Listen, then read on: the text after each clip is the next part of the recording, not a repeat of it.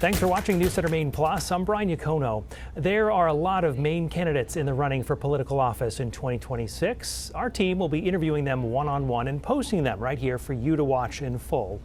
This is an effort to keep our community informed before you cast your ballot. Senator Joe Baldacci, thanks for sitting down with us. My pleasure. Thank you. You've been a state senator here in Augusta for 5 years, and I'm wondering, as you reflect on your tenure, what you think is your biggest accomplishment, certainly with regard to legislation you may have led or sponsored? I think one of the biggest accomplishments that I'm proud of is stuff I've done for my district and that it's benefited the whole state, which is AIDS education has increased dramatically, because during the LePage administration, AIDS education to Bangor had been frozen for 8 years. And revenue sharing, which helps relieve property taxes, both to Bangor and to the entire state, has increased dramatically. That helps communities pay for services such as police, fire, roads. That had also been cut dramatically during the LePage administration. And now we're able to better fund those. We're able to fully fund public schools. Those are two very good things I'm proud of. I'm also proud of working to protect seniors. When I served for 4 years on the Health and Human Services Committee, 2 years as chairman, we were able to oppose several cuts that Governor Mills had initiated in 2023 to Medicare premium programs and nursing homes. We reversed those cuts. We funded nursing homes and hospitals and seniors who were living at 250% or less than the poverty level. I was proud to get one of the Legislator of the Year awards from the Maine Council on Senior Citizens in 2024. There are 26% of the second district is 65 or older. These people are living on the margins. Social Security and Medicare are key, and those are issues that I enjoy fighting for. And when you talk about these important votes in your career there in the Senate representing Bangor and beyond in your district, other parts of Penobscot County, you flagged revenue sharing. Just for our viewers who don't know what that means, how did that increase percentage-wise, and why does that particularly benefit Maine cities like Bangor and Lewiston and Portland? So the law that was passed several decades ago provides that 5% of a certain fund go back to towns and cities for revenue sharing, because there's no local sales tax. So this money is to try to cushion the property tax. And this has dramatically increased. For Bangor, we've gone from, when I started in 2020 to now, it's probably gone from 4 or 5 million. It's close to 13 million now per year. AIDS education is up to 29 million. At the end of the LePage administration, it was about 18 million. Those additional dollars every year make a huge difference to the financial stability of cities and towns across the state. I've talked to people, police chiefs, firefighters, people that work for local governments. They understand that what happened during the LePage administration really threatened their jobs and threatened their communities. I served on the city council during that time for 6 out of his 8 years. And served as mayor twice in Bangor. And so we had to deal with that every year in our budgets. Bangor's budget was a little over 100 million at the time, and the cuts made a significant difference.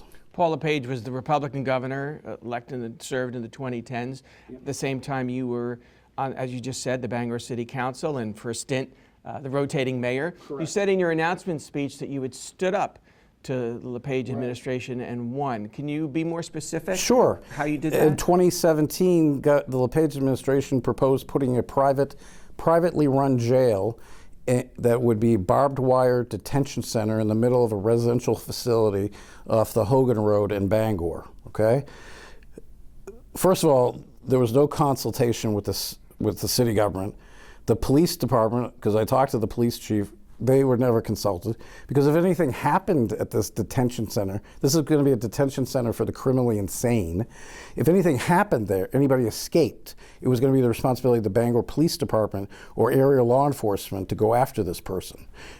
So the whole security issue was never discussed. We rallied the community to City Hall. We imposed a moratorium. Local communities under state law can impose 6 months at a time moratoriums on land use in Maine. We imposed a 6-month moratorium, and we kept that in place for as long as we could. Fortunately, the LePage administration eventually came to an end. That facility was never put in place, but it would have basically have destroyed an important commercial and residential area in the city. How do you beat a Republican candidate like Paul LePage, who's the expected nominee in this House CD2 race, when he's someone who, even when he got trounced in 2022, making a comeback for governor against Janet Mills, losing by 13% statewide, he still carried the second CD. Just barely. Donald Trump won in 2024 and 2 other times. He's popular even though he won't be on the ballot. A lot of Trump voters in your district. But it's also have voted for Barack Obama and Bill Clinton numerous times as well. It's also maintained a Democratic congressperson. But let me just say this. I am not so much running against anyone. I am running for the office of representative to the United States House. And I am running on my record and my accomplishments and my experience. I have a record of working with Republicans, not just on the city council, but in the state senate on many key issues that are important to people in both parties. I intend to appeal to independents, disaffected Republicans, as well as Democrats. And I think I'm not going to just talk about Paul LePage. I'm going to talk about what I can do for people and why it's important that I can do a better job. And I think people want a more positive message. They want leadership that can provide positive answers. And that's what I intend to do. I'm still going to ask you one more question about LePage because I was struck in your announcement speech. You called him a puppet of Republican U.S. House Speaker Mike Johnson. Well, that's all he is. How so? He's basically just parroting the entire House Republican lines, which include the House Republican budget that they put out. The people that are supporting LePage put out a House Republican budget last year, and you could read it, to raise the retirement age for Social Security to 69, which I think is very dangerous, and to reduce the annual cost of living increases for people. So at a time when we're talking about affordability and protecting seniors, this would be a direct hit on hundreds of thousands of seniors and about to be seniors in our state. The retirement age was raised 40 years ago under a different set of circumstances. I would oppose any further increases to the retirement age. You kind of just answered my next question, which is the logical follow-up to the Mike Johnson question. Why do you think, more broadly, it is necessary as a Democrat for your party to take back the House of Representatives? The Republicans have a very slim margin right now, just a few seats, which is why the whole nation is watching your race, because this is one of the few true battleground seats in the country. Right, and I appreciate that, but you know what? I'm also going to look at why it's important for the 2nd District to elect me, because I can be pragmatic, I can deliver economic development results, I can be focused on the local issues. And I think what people in Maine want is somebody who can represent them well in DC, but also can come home and hear what's going on here and translate that what's going on here, the concerns that Maine people have, into some sort of action when they go back to DC. So it's not all just about what's going to happen in DC. We got to make sure the 2nd District is the primary concern and gets attention.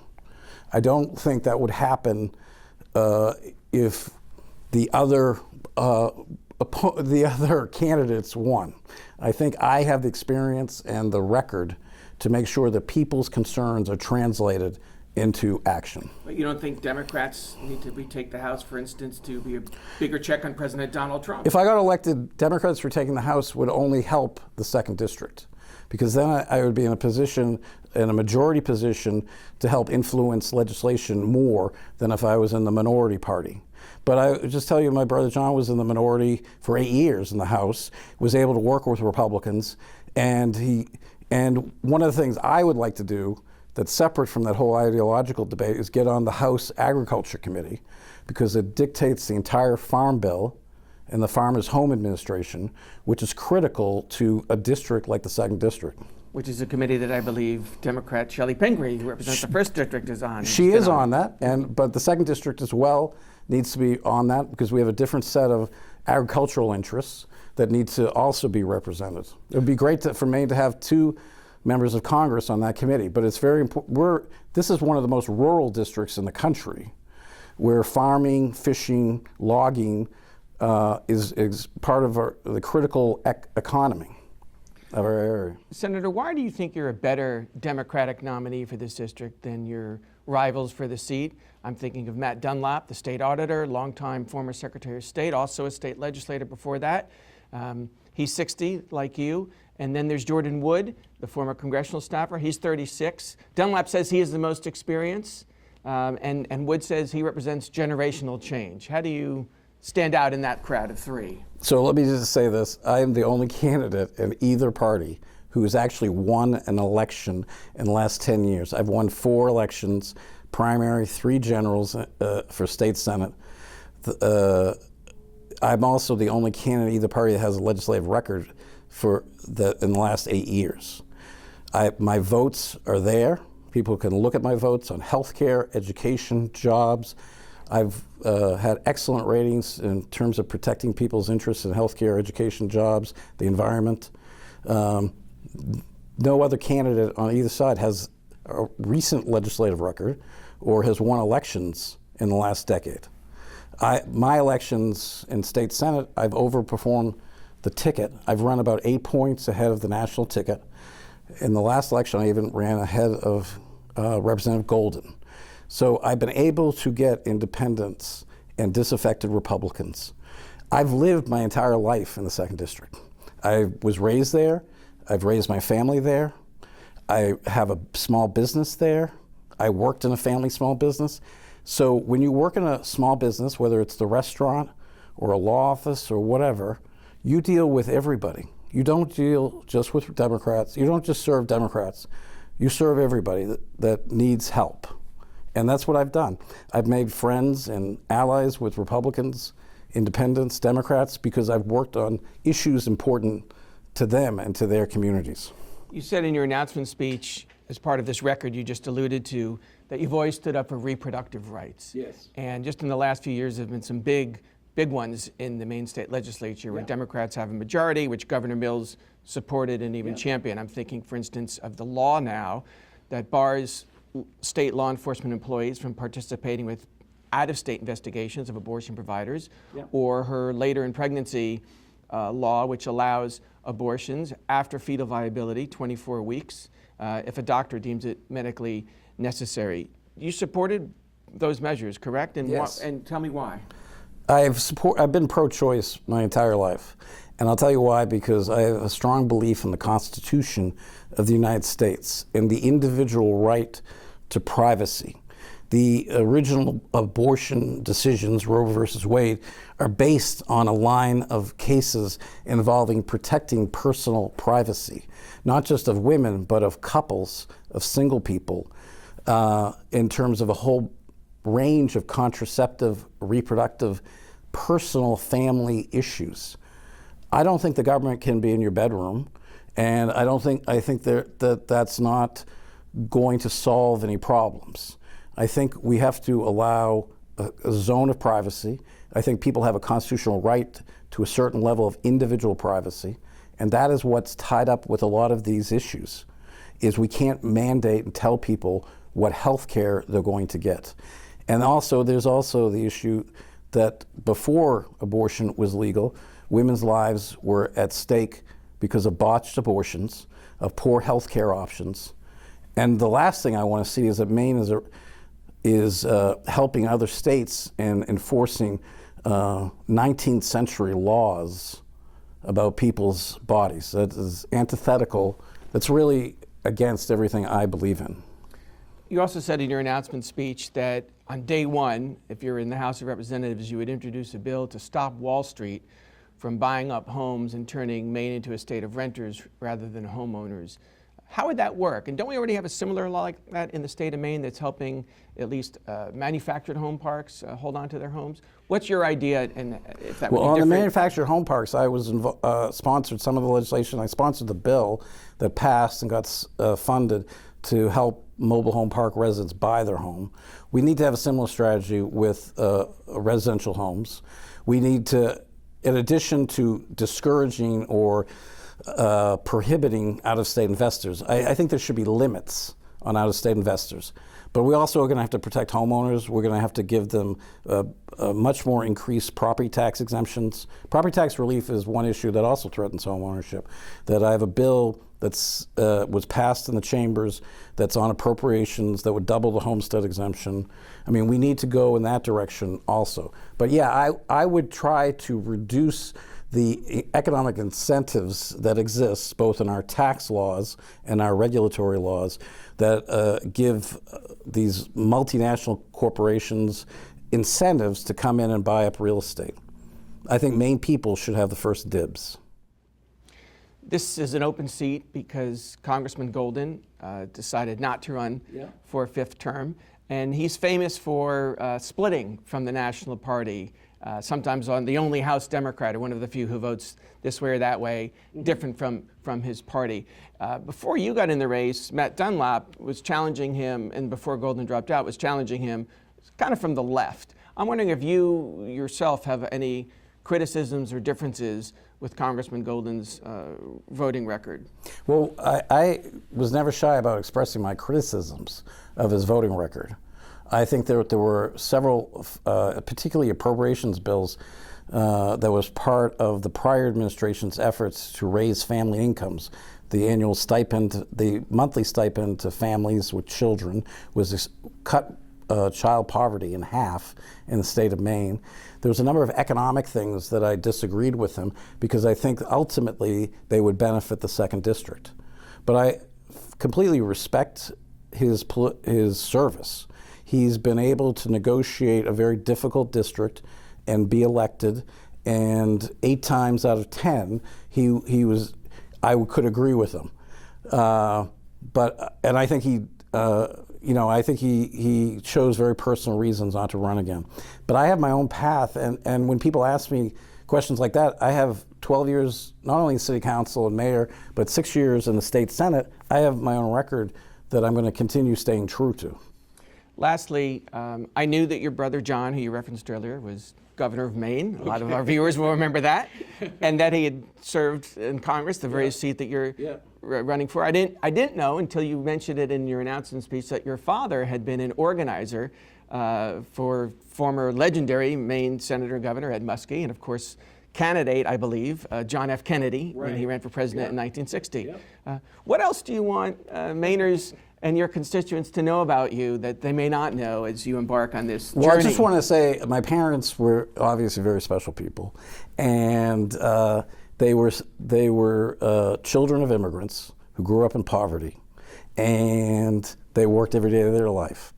And their example and their love of this country and their hard work are something that lives with me and really guides me.